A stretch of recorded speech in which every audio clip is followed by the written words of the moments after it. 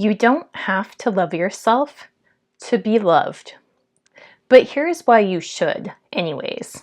There's a popular idea floating around that you have to love yourself first before you can find romantic love with somebody else. And to be honest, I don't believe that's true. I know plenty of people in long-term happy relationships. People who love each other deeply, yet one or both partners struggles with self-love. It's possible to be loved, to find romance, and to experience a deep connection, even if you haven't yet learned to fully love yourself. So let's stop repeating the lie that being single is your fault because you don't love yourself enough. That's just another way to shame people for something that they're already working on. But here's where I do think self-love matters, and it has nothing to do with finding a partner. You should love yourself for you, not for a relationship, not to be more attractive to others, but because self-love allows you to build a life that feels worth waking up to, no matter who's in it. So, how do you start loving yourself? You don't have to wait until you like yourself to start the journey. There's a metaphor I heard from Matthew Hussey that explains this beautifully. Imagine that at the beginning of your life, you were given a human to take care of, and your one job, your entire life, was to look after that human. That human is you. If you're not sure where to begin, start by asking yourself this every morning. What would I do today if I were taking care of myself? That simple question shifts your focus. Without it, it's easy to begin the day doing things for everyone else, your boss, your partner, your friends, while completely neglecting your own well-being.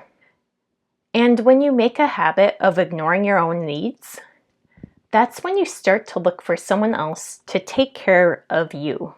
But depending on someone else to fill your emotional or physical needs can lead to toxic dynamics, unhealthy dependence, or simply a life where you never really feel like you come first. 3 signs you may not be loving yourself yet are, according to Marissa Peer, there are 3 main indicators of self-love. Let's break them down. 1. How do you talk to yourself? Are you constantly criticizing yourself? Do you say things like, I'm stupid, I'm ugly, or I'm too old? If you're saying things to yourself that you would never say to a friend or a child or someone you care about, that's a sign you're lacking self-love. Changing this takes time. The first step is awareness, catching those thoughts when they happen, then gently replacing them with something kinder. You don't need to go from I hate myself to I'm amazing overnight. Start with I'm learning to be kinder to myself. I'm trying, and that counts.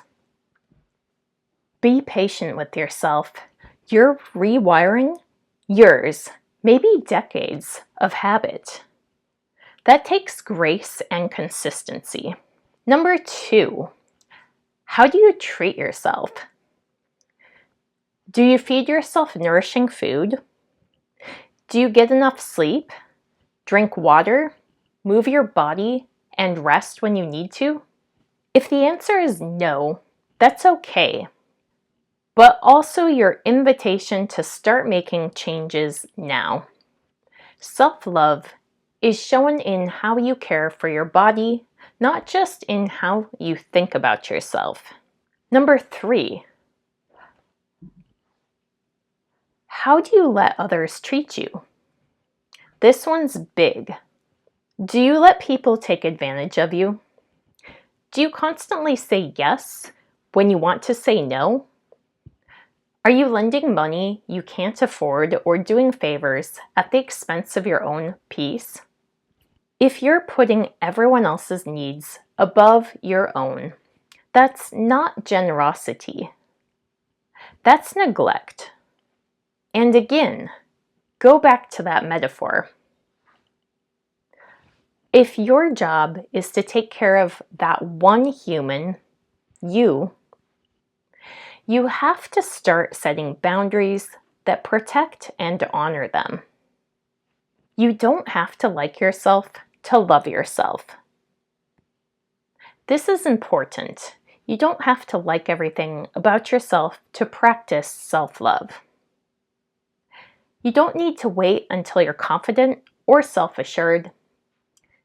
Start where you are.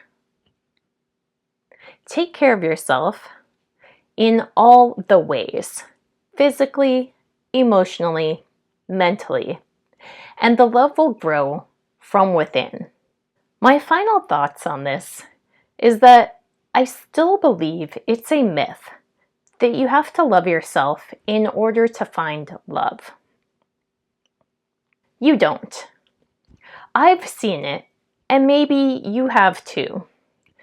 People who struggle with self-worth but are still deeply loved by their spouses, their friends, their families, and even their neighbors.